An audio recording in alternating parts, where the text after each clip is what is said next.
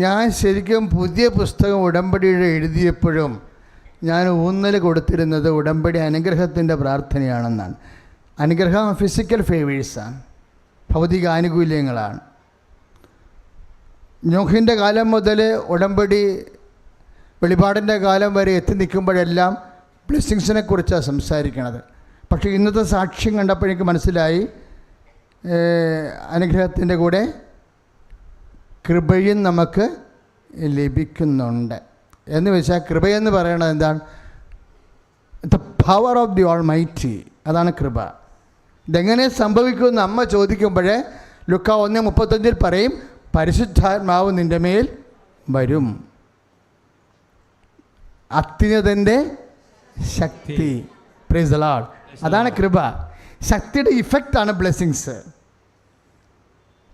ശക്തിയുണ്ട്, ശക്തിയുടെ ഫലങ്ങളുണ്ട്. ശക്തിയുടെ ഫലങ്ങളാണ് നമുക്ക് ബ്ലെസ്സിങ്സ് ആയിട്ട് വരുന്നത്. പക്ഷേ ഇപ്പോഴെന്നാ പറയണത്? ശക്തി തന്നെ കിട്ടാനുള്ള സാധ്യതയുണ്ട്. അപ്പോൾ നിങ്ങൾ ഉടമ്പടി കുറച്ചുകൂടി ഗൗരവമായിട്ട് എടുക്കണം.